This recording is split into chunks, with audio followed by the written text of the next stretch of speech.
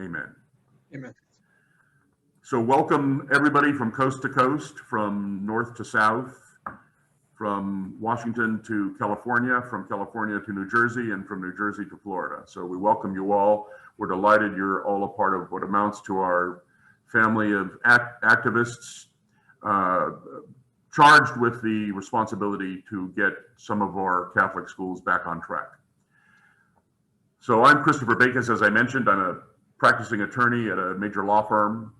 I attended Jesuit schools, both in high school, law school, and I oversaw the opening of the newest local Jesuit high school, Cristo Rey High School in Sacramento. And I was its first board chair and presided over the school for a period of 4 years. And I was invited to do that by the Diocese of Sacramento and the Jesuits themselves. So I was brought to this movement by my shock at a letter that I saw had been sent to all parishes and ministries of the Jesuits in the West Coast province, or as it's called, the Jesuits West Province.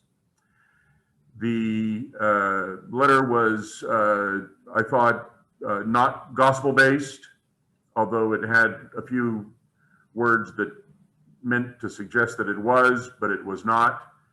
And I felt that something had to be said. And so I put my thoughts in writing and sent that to the Board of Trustees at Jesuit High School on October 6th, 2020. I should add, by the way, that all speakers, including me, the moderator, have been asked to keep their comments to 5 to 7 minutes. So I received no response from the Jesuit province, from Scott Santa Rosa, who I know personally. And so I then followed up with a detailed, I received no response from the school. I then followed up with the province. No response. Quite coincidentally, the concerned parents, 3 of whom you see with me here now, Mrs. Hewitt, Mrs. Pelicano, and Mr. Hernandez, also sent a letter that happened to arrive on the same day. It was a remarkable coincidence, and we perhaps can thank the Holy Spirit for that complete coincidence. We did find, to our surprise, including those of us that have known Jesuit High School and the Jesuits for many years, that the school's hostility intensified. It appears that the Board of Trustees of Jesuit tried to call back the administration in an attempt to listen and discern, if you will. That nearly worked, and a meeting was called involving the parents and the school. And then at the 11th hour, the meeting was canceled, and it was canceled in writing. We were also sad to share that in support of that canceled meeting, that it was the administration of the school and the Jesuits themselves who prevailed on the board to cancel the meeting. I'm also sorry to share that in that meeting, the Jesuits threatened to withdraw from the school if the teachings that we were contesting were removed. We then had a very sad chapter of retaliation against parents. And that bit of sadness was very faith-shaking to the good people that you see as panelists. The bishop, the local bishop, Jaime Soto, did involve himself in the process in this way. It appears that he called a halt to the retaliation. That did stop. What also stopped was the school's critiques, condemnation, and hostility against a parent group forming to protest what is being taught to students. Despite it being a matter both of federal law and canon law, that we should all be able to repeat this as if we were breathing, because parents are the first educators of their children. And Catholic schools have unique responsibilities to meet that parent obligation. Along the way, we found, as many parents across the country in public schools, private schools, and Catholic schools, that the school adopted a strategy of claiming, well, we're not teaching that. Well, it's limited to a few rogue teachers. We can't disclose corrective actions because that's private. In fact, saying all of this, despite overwhelming evidence that it was being taught. And by overwhelming, that always includes documents and papers and tests and quizzes. It also was not consistent with what appeared to be the Jesuit threat to leave the school if they were forced to abandon the teachings. If you're not teaching it, why would you complain about it being withdrawn?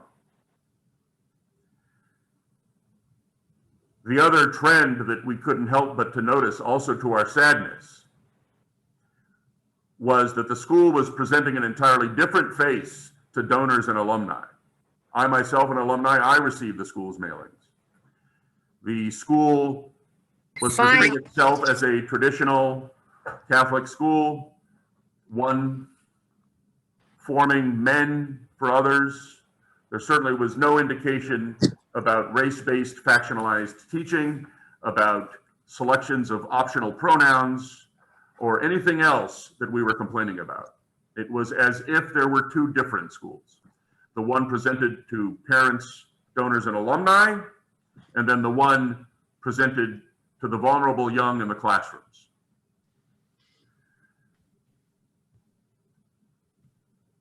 There was gaslighting. For those of our generation familiar with that film, where the obvious was debated until the person felt that they were becoming crazy. There was hostility. There was even a defense of factionalizing. In other words, it was perfectly acceptable, despite the fact that we, the unified body of Christ, could indeed factionalize ourselves. We could distinguish black from white, Asian from European. All of that was wonderful and in the spirit of the gospel and Ignatian. Those of us who attended Jesuit schools in a generation where that was not Ignatian couldn't help but to be shocked at that misuse of the term. The young were being taught to mistrust each other. You can't trust him, he's oppressive, he's privileged. They're trained to mistrust their pasts, even their faith. Teachings at Jesuit included references to a website where, once you turn to it, there was a whole panoply of what is referred to as intersectionality. Every radical secular promotion was there present on the website. Christianity was open to question. Being male, identifying with your birth gender, all of it open to question in a Catholic boys' school promoted to parents and alumni as being the very same school that you attended. This was certainly a departure from doctrine, and we, the laity, in the spirit of Vatican II, have the right to insert ourselves. Parents have the canonical right to assert themselves. We can say with a little bit of satisfaction that the bishop did not endorse the teachings, but unfortunately did not condemn them or criticize them. It was in many respects the wholesale abandonment of what is canonical, Ignatian, gospel, and scriptural. Enter Laura Morrison. Laura, it's not your turn quite yet, but I just wanted to mention your name. Laura Morrison is our canon lawyer, and we felt that if indeed we were going to challenge this, we had to challenge it with the proverbial higher power. The higher power being canon law, the magisterium of the church, the teachings of the church, and everything that we who have attended these schools no one understand to be the case about what is gospel, what is scriptural, and for those of us that attended Jesuit schools, what is Ignatian?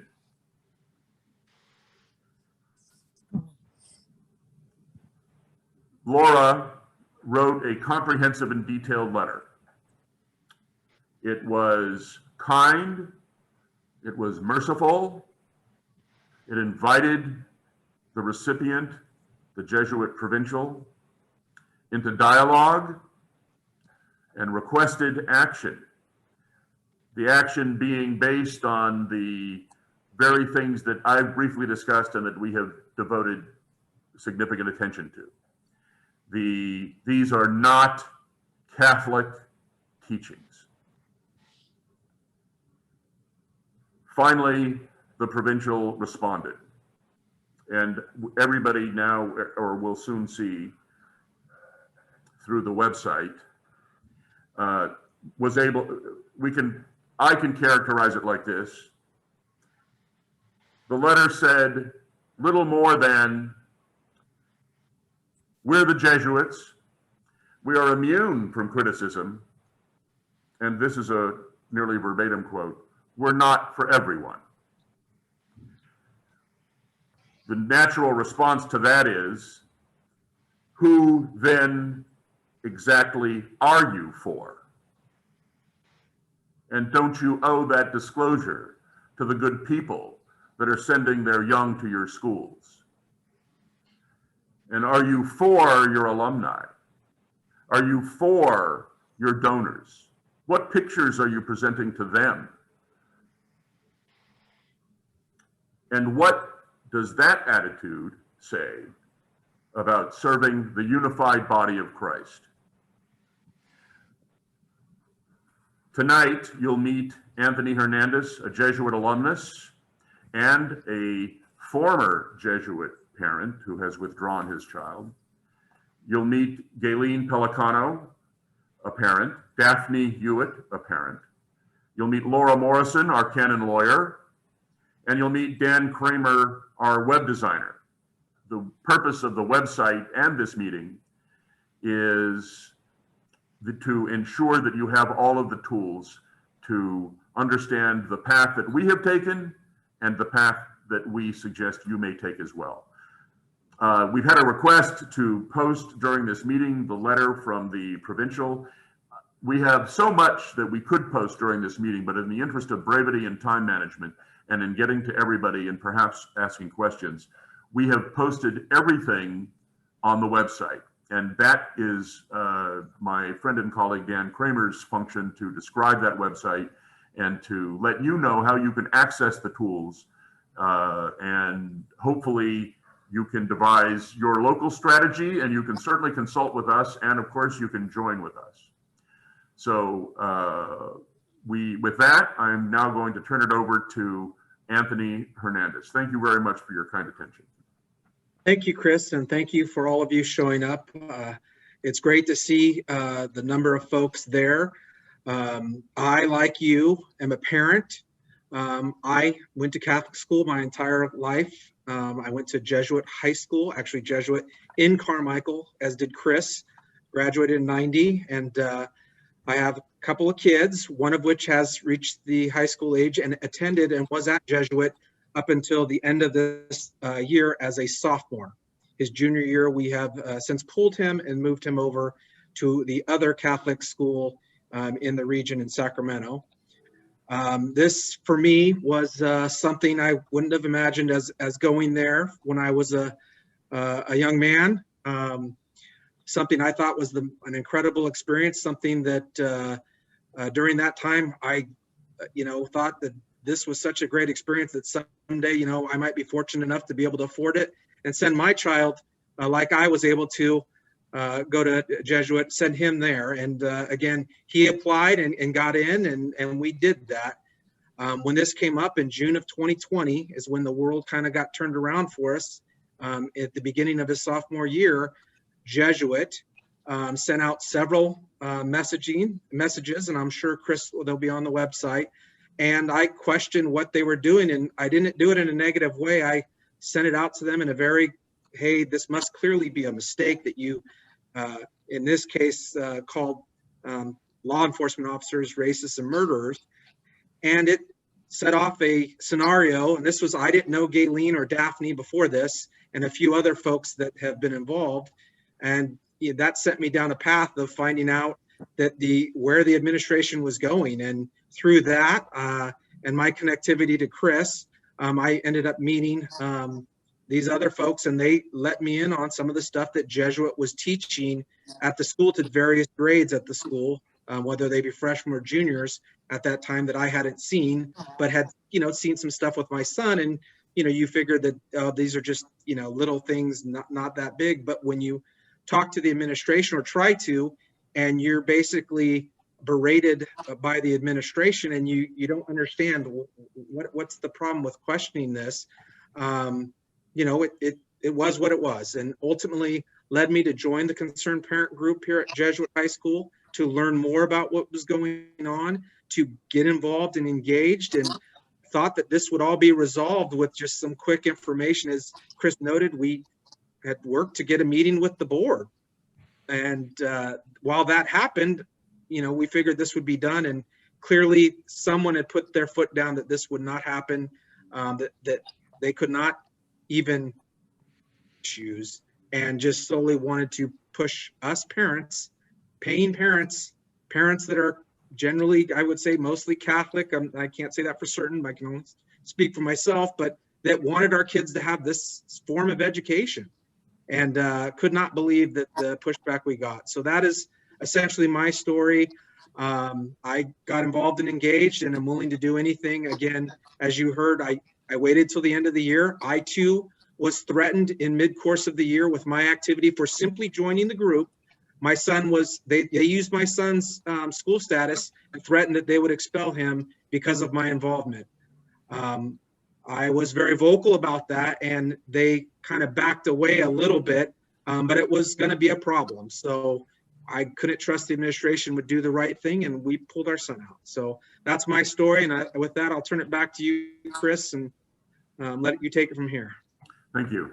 Let me also suggest that there had been no, they did apparently walk back the criticism based on membership in the group. So we believe that the bishop assisted that, and it was something that we believed that we could count on with the bishop, which is to protect the rights of the laity in organizing to advance the faith. So thank you very much, Anthony. I appreciate that. And you received a number of thanks from the audience as well. So thank you for that.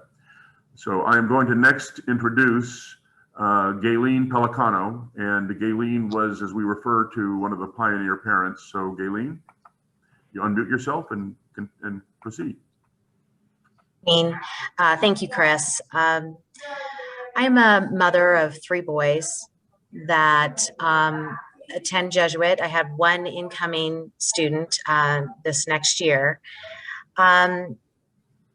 When you have a student that is leaving their Zoom calls upset, and you start to investigate why they're upset, and you're hearing things that aren't really making sense, things that don't sound Catholic. So I investigated a little bit more and found out that there was this student-to-student letter that was being taught. When I mean student-to-student letter, the parents didn't have access to this letter. This letter was only given to the students. And the content of that letter, you'll be able to read for yourself on the website, but basically attacked all curriculum at the school and the changes that they felt needed to happen. The changes that they were identifying were critical race theory. Hands down, there's just no other word for it. They were wanting to teach gender fluidity in theology. So that was alarming to me. So I asked more about that. I was able to obtain the student-to-student letter and shared it with some other parents. That was the beginning of it all. With that also said, the other thing that was shocking to me was I started to look around on the website and also looking at our power school and noticing that Christian service hours were no longer. Christian service hours name changed, and it changed to service and justice hours, which is a whole nother topic. No longer could we use altar serving as service hours. Feeding the hungry and the homeless at the upper room was no longer something that was okay. Yes, they did talk about COVID restrictions and they didn't want the kids being around COVID. But there are so many other ways to serve than the recommendations that they were recommending. And one of the recommendations was a class that they could earn Christian, or well, not Christian service hours, but service and justice hours, called Wrestling with Your Whiteness. My son is Mexican Italian and the Irish here, the Irish Catholic. But all of this was so alarming to me that I started to reach out to other parents and got the letter, read the letter that was being taught for a solid 2 weeks in class. Shared it with other parents and said, we need to talk. We need to talk to the teachers. We reached out to the teachers. We reached out to the principal. We reached out to the dean. And we really got pushback. So then at that point, we knew we needed to bond together. And cautiously, we reached out to other parents and formed a group, started to get email addresses, shared the letter. The disheartening thing about it was we even requested the administration to send out the letter. And we questioned them why they were asking our students to sign the letter in solidarity for these 5 students that apparently had written this letter. And I'll let you judge for yourself if you feel that the letter that you will have access to was written by 5 high school students. I would probably guess after you read it, you would think not. This is kind of how it all started. We asked the administration for meetings. We were put on the back burner. We were told that yes, we could meet, but only a few parents could meet at one time. We asked if we could even have the meeting outside due to COVID, or we could absolutely social distance in the gymnasium, but that was not going to be allowed. The problem with the initial meeting was by the time we had circled the letter and we wanted to address it in writing to the administration, we had over 100 parents that had already signed this petition to meet with us, and we were denied. We've been gaslighted, we've been told no, but the bottom line is through the sacrament of baptism, we are the first teachers, and Jesuit denied that right to all parents by keeping that letter from us and teaching it to the students and asking them to sign it, a minor, to sign these letters. So that's my story, how it started. There's lots to follow. Make certain to go through and look at the assignments that have been gathered. Make certain to go through and see all the documentation that we have. And as you'll see, we're moving forward.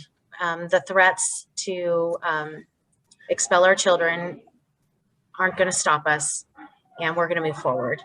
I just appreciate the courage of all the panel, the panel that you see before you. It does take courage to stand up and to do what's right and to know what we're doing is right. So I want to thank everybody here, and Chris and Anthony and Dan and Daphne. You've all been solid rocks. So with that, I'm going to pass it back to Chris, and thank you for listening. Thank you very much, Galen. I appreciate that, as does everybody.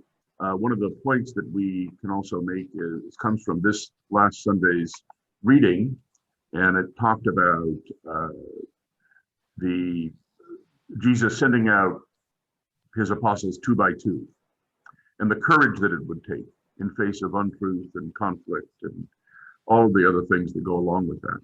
But we are called to truth, and truth in friendship and truth in the spirit of the gospel. So thank you, Galen. I'm going to now invite Daphne Hewitt. Daphne Hewitt is a Jesuit alumnus parent, and I invite her to speak. So Daphne. Thank you, Chris. Hello, everyone from coast to coast. My name is Daphne Hewitt. I am a parent of a former Jesuit high school student, as well as an incoming freshman.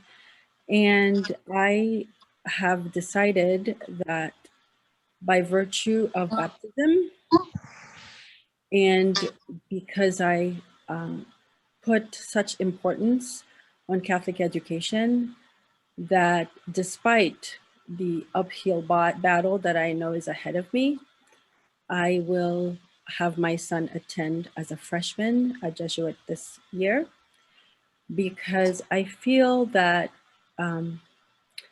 for all the reasons that's been expressed, I have a duty to defend my faith in my action. And I know that Jesuit is capable of changing course. When my first child attended Jesuit, it was an amazing experience for our whole family. He continues to maintain the same friendships that were cultivated back when he studied, unbelievably 8 years ago. He just graduated from college from another Jesuit institution, Santa Clara University in California as well.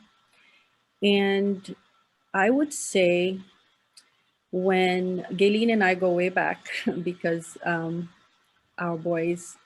children have shared the same grade at the same elementary school, that for K through 8 for many years, even though she came in, I think, 3rd or 4th grade, I can't remember, but her first child and my second child were in the same class, and her second and my third were also in the same grade, and her third and my fourth, I do have 5 children, were also in the same grade. So how I became involved in this process was the letter that came about last year. And because we are friends and we are mothers, and also obviously she wanted to get my perspective as a Black parent, there was a reach out effort to just discuss things and get my perspective. So how that started was I read the student letter, and immediately when reading it, I saw all the catechetical errors that were being suggested. And that was my immediate reaction. So while I would never support any sort of racist practice in any school, I was taken aback and surprised to hear these grievances from these students. But of course, I understand the political climate in which we're living through. I discerned that aside from those factors, since the school was now taking it upon itself to ask students to listen to these grievances, which that in of itself was not really an issue for me until I heard they were doing it without parental approval or knowledge. and also asked the students to sign the letter. So that created some trepidation for me. But aside from that, I looked at the suggestions that were made in that letter, and I could name several things that were definitely against church teaching. And based on the reports we were getting from my students, and I want to also say that Gayleen is not the only person I know, a Jesuit, who had current students. I spoke to numerous parents whose children were also, are also still attending, and they too shared the same concerns. So the catechetical errors, I felt that was a good place to start, because as Catholics, we are not to stray from the magisterial teachings of the church. We're not to stray from what the gospel is embodying us to teach our children. And as first educators of our children, if we see there's error or our children are being led to embrace erroneous principles, it is within our right, our canonical right, to confront that. So that's how I became involved. And I would say that we have shown such grace to the school these last few months. We have shown such charity to engage in dialogue. We have continued to keep the door open, and we have been very careful to not try to scandalize the school in any way. We have reiterated that point over and over and over again, and it has been disheartening to have the door shut in our faces over and over and over again. And so we've decided that it was time to maybe see if there was a way to partner up with other schools, because you can't turn on the news these last few months without seeing independent private schools and Catholic schools kind of experiencing the same issue. At the end of the day, as Chris stated, I've said yes to Catholic education. I'm a product of Catholic education. I want to offer my kids authentic Catholic education. I do not wish to offer them factions. And while these errors are there, I really sincerely hope that Jesuit will change course, and that these other schools will change course and do the right thing. So I put my hope in the Lord that that miracle is going to happen. And that's why I have embarked on this journey. And at the end of the day, my wish is to see the course reversed, and we can really help train these young men to be men for others, who do advocate for justice, who are committed to making sure that the justice is according to gospel values, not secular teachings, not secular theories.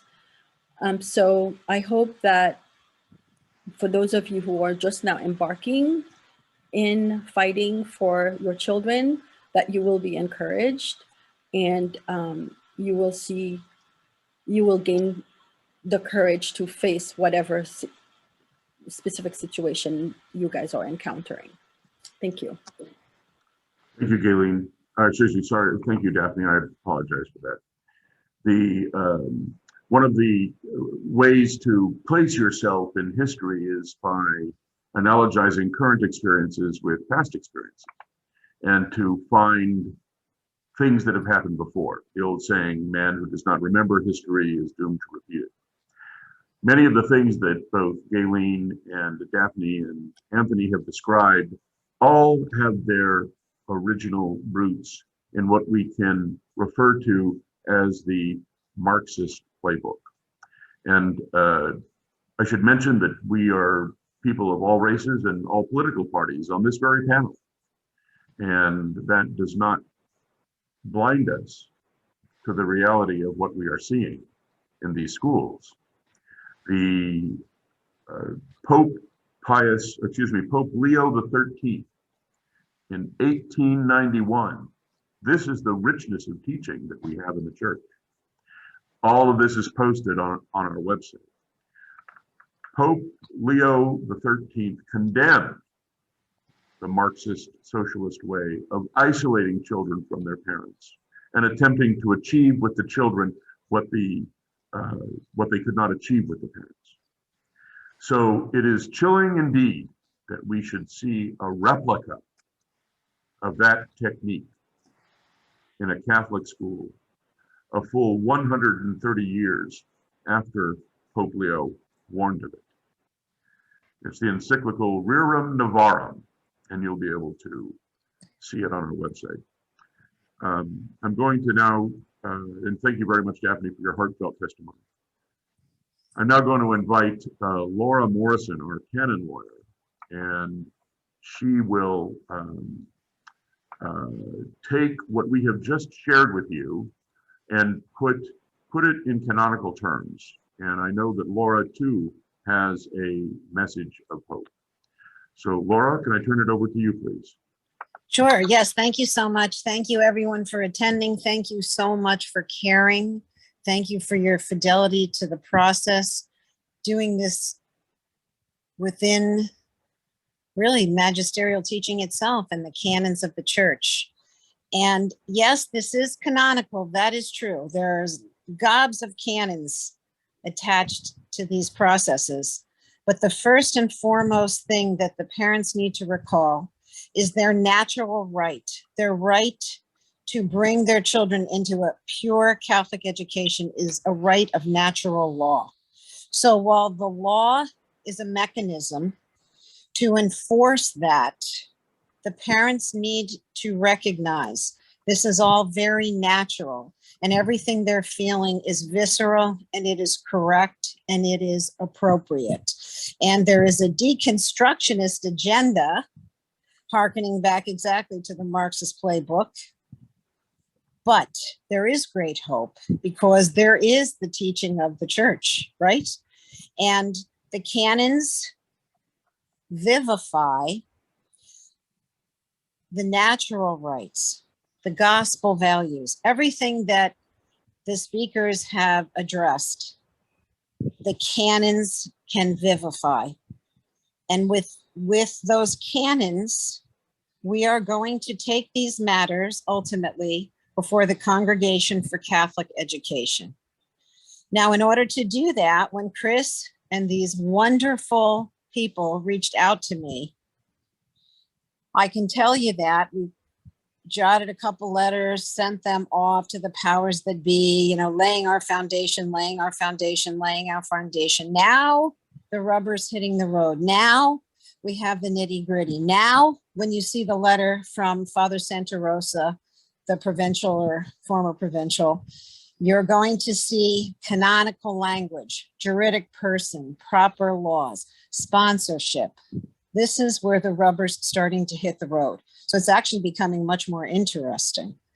Now we start to take that which we have taken on the chin, sending these letters, getting these veiled threats, having children expelled or threats of expulsion, nastiness to parents, nastiness to donors, nastiness to the faithful who really, really care and fuel the church.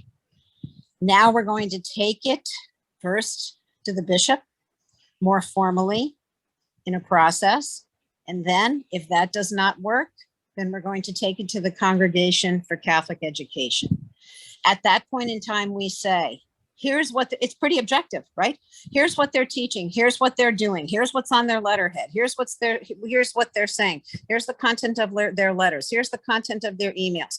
Here are our memorialized conversations with them. And here's what the church teaches. We kind of have a prima facie case, in my estimation. But there are lots of building blocks that we have to go through, and that's what we are doing. But you have so many rights.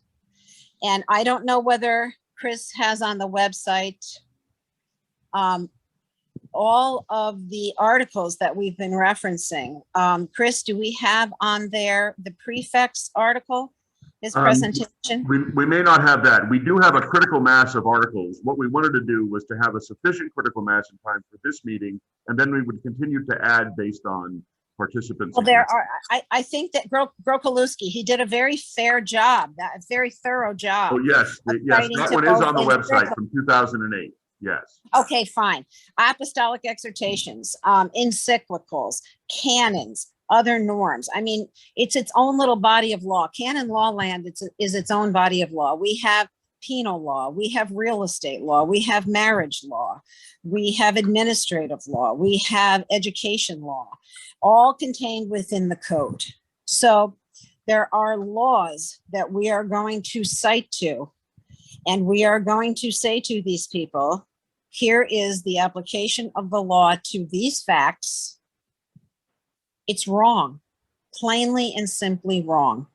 But in order to do that, you must be patient. You must build your cases. There are many, many building blocks that go in to building a presentation. And I can say for the concerned parents of Sacramento, they're at a very, very good place now, because now we're postured to more effectively launch a canonical argument. We have a couple of more bricks to put in place. One is, as I was speaking with Chris about earlier today, we're going to contact all the board members. They're each going to get their own letter. And then if they don't act on it, we go back, we go to the bishop more formally. And then if he doesn't act on it, it's time to go across the pond. But we have been very, very slowly building that dossier, and that's what it takes. So I would say, don't lose hope, don't lose faith. And gosh, if you wanted to join us, because there's real strength in numbers. If we had 10 of us, 10 times, 10 sets of you all, and we took it over there, that's a much stronger voice. And if you have objective proofs, that's what you need. Objective proofs. What they are teaching at that school in Sacramento is disgusting. It's gnarled teachings. Where are the gospel values in there? Now they're very tricky. You know, they can contort it just a little bit to back these parents off, just a little bit to back the parents off who aren't crawled into the proper laws problems, the juridic persons problems, the sponsorship issues. But these parents are smart enough to know that what's being taught to their children is not what the teachings of the church are. It's just not.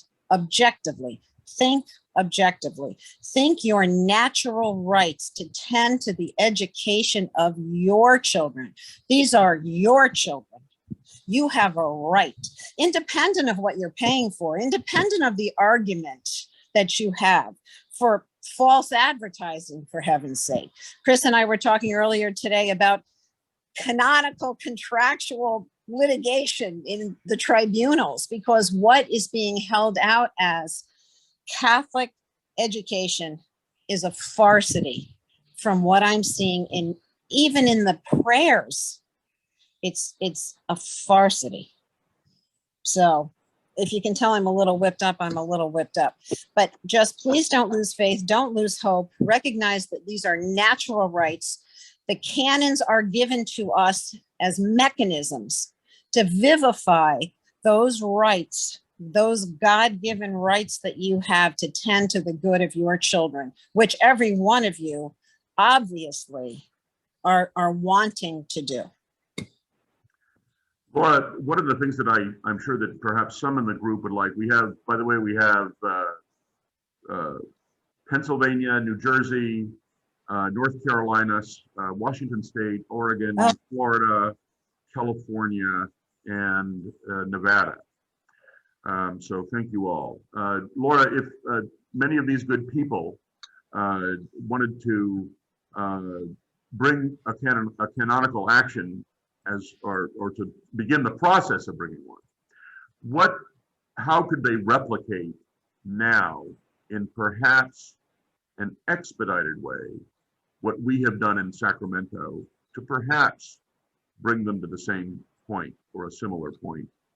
Oh, I see what you're saying. So that we could put it all together to send across there, like. Well, that's what, I mean, that would be the second question. But the first question is really, how could parents organize and retain and come to you and say, help us, Laura? Well, the same thing that you all did. I can remember seeing all the correspondence, the emails. Like, I know there was an email from Father McGarry to Miss Hewitt. There were emails about, Miss Pelicano's son. I mean, there's as much stuff as you possibly have that's kind of backstory-ish. That's great. But anything objectifiably gnarled in its content is what you really, really need, first of all. And then secondly, you need to show that you have extended the olive branch to them. And, we would need to do a letter to the ordinary, do a letter, I don't know. I think most of these institutions are sponsorship agreements. Most of the educational institutions and most of the hospitals are under sponsorship agreements.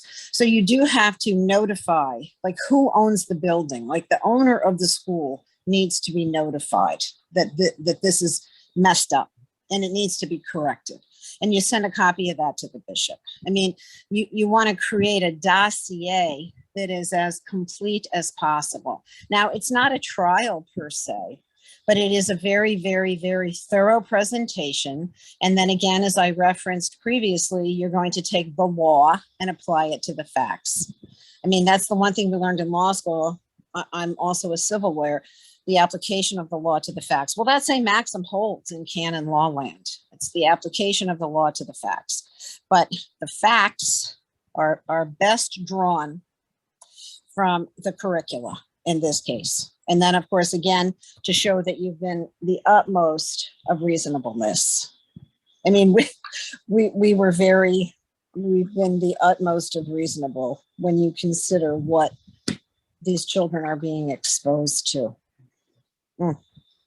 I also want to share that you parents may believe, as we all believe, either as alumni or as donors, that what the school was saying was going on was actually going on. I was approached by a parent from a location other than California who indicated that they believed their child was safe from these kinds of teachings. It happened to be a Jesuit school. I was able to click to that school's website, click again, and find in 2 steps that school, a Jesuit school, a Jesuit secondary school, had aligned itself with one of the most pernicious radical groups that calls for the destruction of the United States as a parasitical entity and wants the nation as we know it to be deconstructed. That parent was unaware of that link on that school's website. So you have to be vigilant. You have to go not just to the opening page, but go deeper into links, see exactly what's being taught, engage with your child to understand what is being taught. And the biggest weapon that we have are gospel values and church teachings. One of the things that I believe shocked us all at Jesuit, which is still an all-male school, was that in all of the donor literature, it uses the term men for others, men for others, men for others. That's what the school does. It forms men for others. Yet within the school, you had teacher invitations to question your gender identity, question your sexual orientation, and you had administrators and teachers identifying their pronouns in their email signatures, which is a cue to the reader and to anybody understanding that particular technique, that gender is optional. And you at this school are not necessarily a man for others. You are whatever gender you want to assign to yourself. So when you see the term, when you see in somebody's email signature at a Catholic school, I am John H. Smith, S.J. Well, they wouldn't do the preferred pronouns, although who knows. But let's not do a priest. Let's do a layperson. A lay teacher signs their email, John Smith, and then pronouns, he, him, and whatever else they do. That is to ensure that that person is not oppressing you as a cisgendered person. So you have what amounts to this crusade-like apostasy that flies in the face of a 2019 proclamation from Pope Francis's Vatican. Man and woman, he created them. It's not an oppressive construct. It's how God created us. And it's, of course, how the species propagates. So when you see that, understand what you're dealing with. You're dealing with a school that has now launched a campaign against your child's gender. And in a Catholic school with explicit contrary teachings. So that is the acute danger, and of many. But I wanted to point that out because sometimes parents, because they're not as deeply connected to these themes and these movements as we have become, they may miss these cues. But they are there, and you can find them. And if it's a Jesuit high school in the West Coast province, the Jesuits' West province, I can almost assure you that you will find all of these indications in that in their web links. The other thought I share is that there is a great body of information. We have 6,000 years of wisdom beginning with Moses. And I think that we do not forsake 6,000 years of Judeo-Christian wisdom for what amount to factionalizing in these tribal ways that are really non-gospel based. So with that, I turn it over now to Laura. Do you have anything to add or any thoughts to share?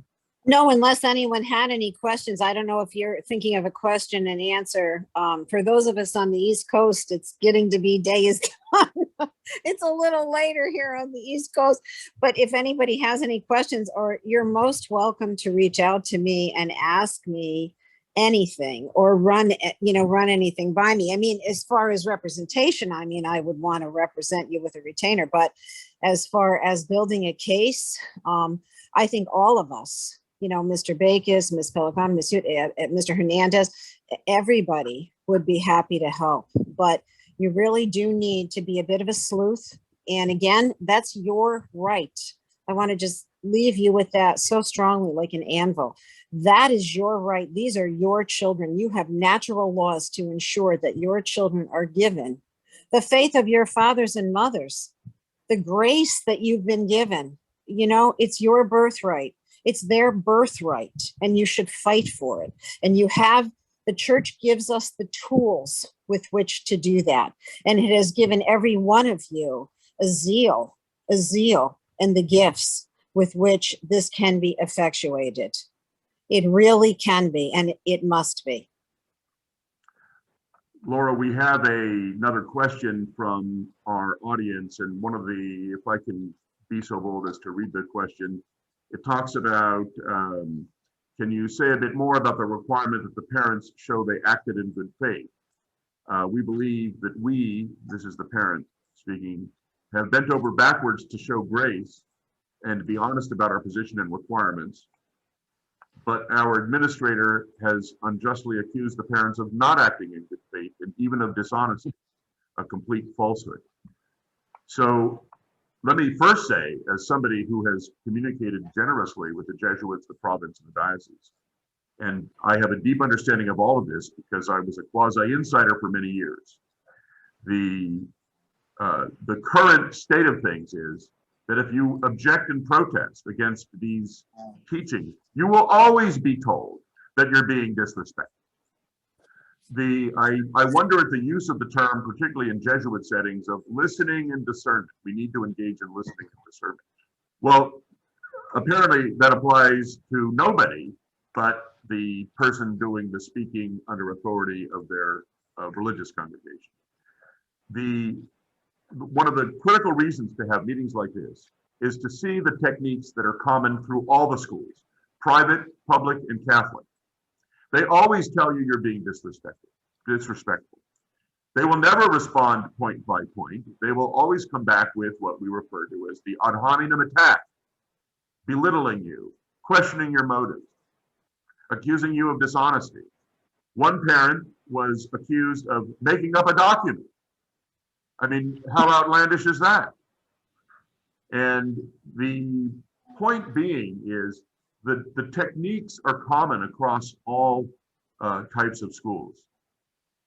And when you have a canonical argument, just like when you have a civil argument, I mean, you know, the canonical advocate, I mean, you point that out. I mean, of course, I mean, there's going to be a degree of advocacy. I mean, at a certain point in time, as I said, like now with our case, with what's going on, the rubber hit the road. That's enough. Everybody made nice. Everybody laid out the facts. Everybody laid out a lot of the law, right? Now it gets more into an advocacy posture because we have built our dossier, which demonstrates all of that good faith. So I guess in answer to your question, I would say, you know, it's a judgment call, but you know whether you've been nice, you know whether you've extended olive branch after olive branch after olive branch, you know whether you've been treated disrespectfully, you know, your instincts are right. If you have enough, you have enough. And if you don't, and you need to still be working with them a little bit. And I think if you're just at the administrator phase, you do have a bit of a ways to go. But just be kind and employ gospel values, but be righteous. And that's how to build a dossier. But you do need to have a fair number of documents to be sent over. I mean, not an inordinate amount. I can tell you that the people that work at the congregations over at the Vatican, they're very good. They're very thorough. They really read every jot and tittle. The congregations make sure that persons who are versed in your particular language are the persons who have the cases assigned to them. So there really is a lot of equity. I can't complain about what I have seen yet. I really can't. So thank you, Laura. We have another question about going to the bishops and what is also referred to as an ordinary. You may have heard Laura use the term ordinary. The ordinary is another term for the bishop, the archbishop, or the cardinal. So, or the superior general, there's superior in the religious congregation. So correct. We use them interchangeably. So let me just share with you the spot that some bishops simply are not courageous and non-confrontational in the extreme. Other bishops are looking at priesthoods in collapse. They have ministries to fill, and for example, the Jesuits have experienced a decline since the 60s of 75% in the United States. We, of course, know what has happened to many of the religious orders of women. So the bishop I was speaking to one bishop over in a casual conversation, and he said the bench is short. So the bishop is not going to be quick to antagonize those who staff the ministries in the diocese. It takes somebody of particular courage to say, you're not going to do that, and you can't do that. And some bishops have that resolved, many bishops do not. And of course, we even have a faction of bishops in the United States that are even more rebellious than that. But one of the reasons that we want to present to you our website, and Dan Kramer is up next with that, is so that you will have the ability to go online, see our materials, and see the links and the history and the people and the popes and the encyclicals and the canon law and the letters that have presented panoramas of history to these people. the letters to the Jesuits West Province, the letter to the bishop, the urgent letter to the bishop, when a particular retaliation became ugly. The bishop did intervene, by the way. But if we are looking for a St. Augustine, we may have to keep looking. The point is to be respectful and to document carefully, and by a large quantity of evidence. The quality of the evidence really depends. Does the curriculum material come from a school-wide department? If you have something from the theology department of, say, Gonzaga Prep in Spokane, then that's obviously something that's worth 10 individual quizzes in a classroom, because it's department-wide, right? I mean, everybody has to be a mini lawyer in these moments to assess the quality of the evidence. And any one of us here, you can always direct your questions to our website, and you can use any of our materials. We do not claim copyright on our materials.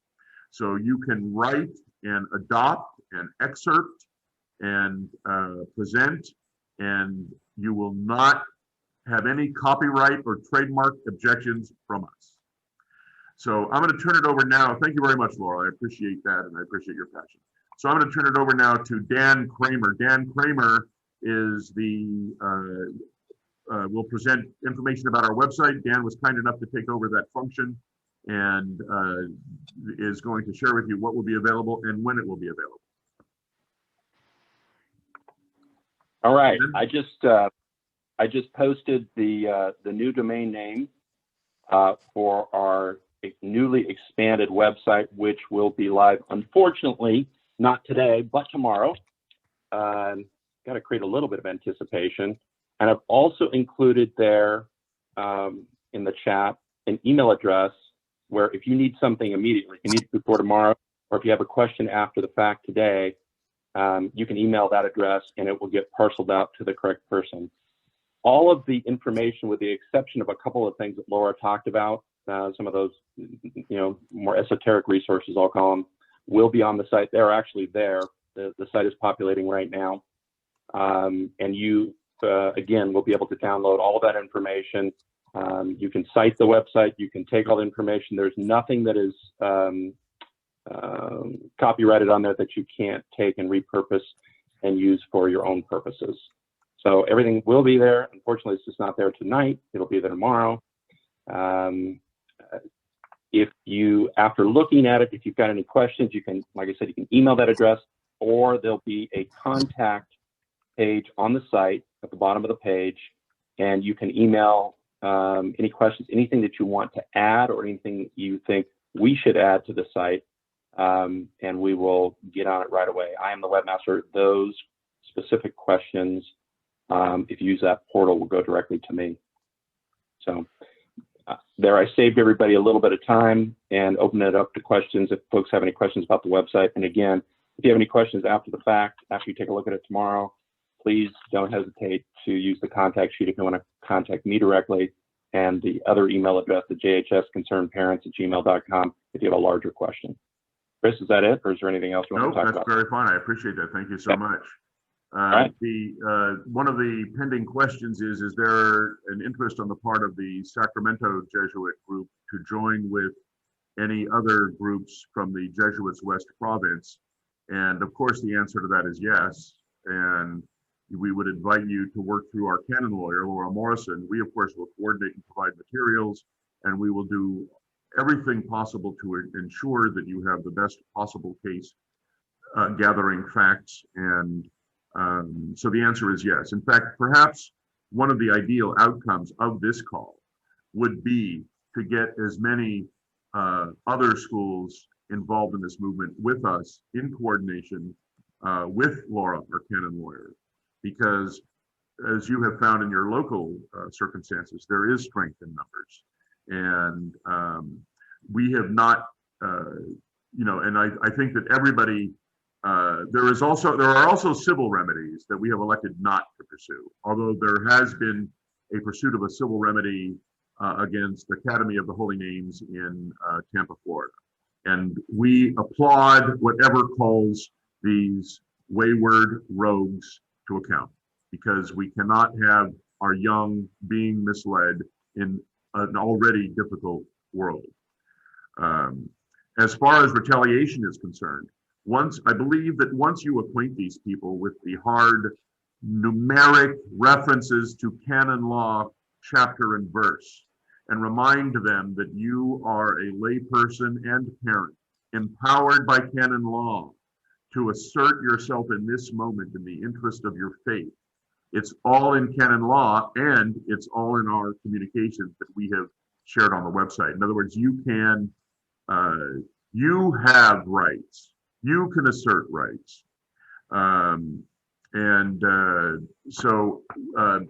The other thought I wanted to share is, Laura, if you wouldn't mind sharing your email, which will also be on the website, but Laura, if you could give your email on the call, I will type it as you speak. Sure, it's Laura, Laura, at lmcanonlawyer with one N.com. Okay, say it again, please.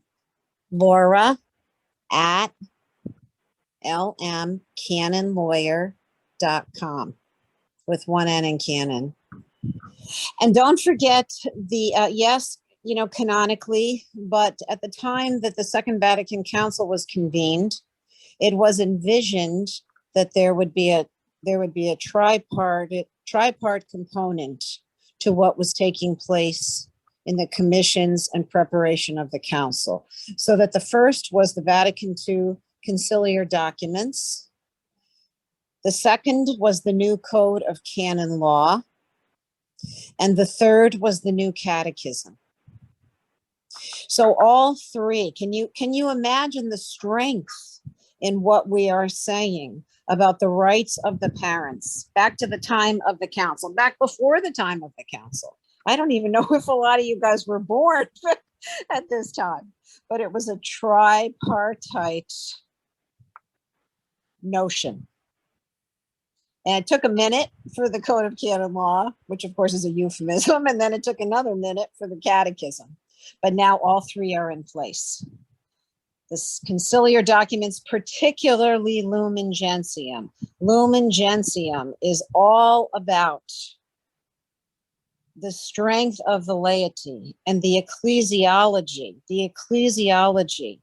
that gives us a voice, gives us rights and responsibilities that we never had before, not before the council. And however south you think that the spirit of Vatican II has gone, however crazy it in fact has gone, the reality of what we all learned, the reality of what I believe was intended by the Holy Spirit is right in those conciliar documents, the new Code of Canon Law in 1983, and then in the 90s, the new Catechism. And you see, I could talk about this all night, so I just better shut up. But I want everyone to look at Lumen Gentium because it's the juice. It's the juice. And Lumen Gentium is on our website. So. Oh, that's great. Very good. So very good.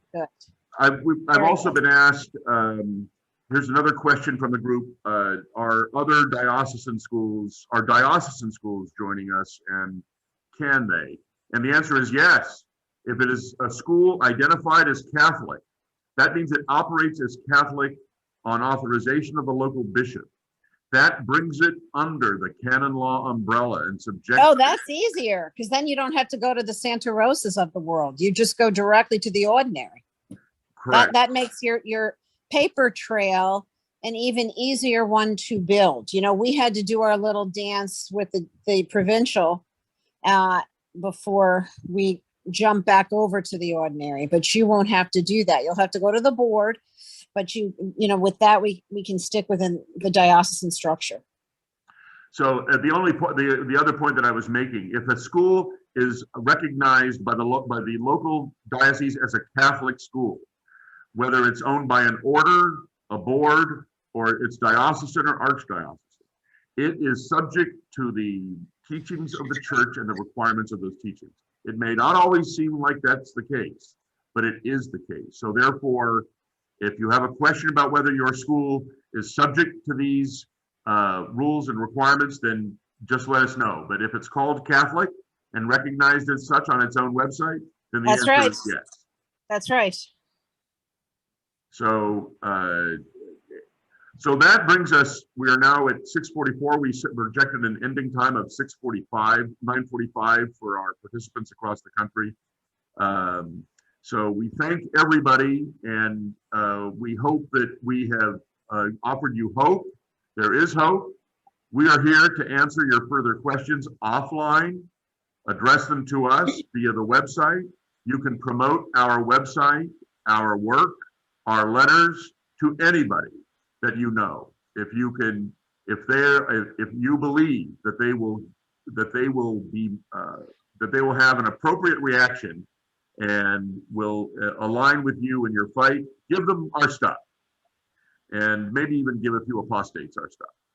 But Can I ask that Ms. Bridges contact me offline? yeah, absolutely. You may Because I know also, that she had Eileen Bridges from Charlotte, I think it was, and I would like to better no names, no names. more completely.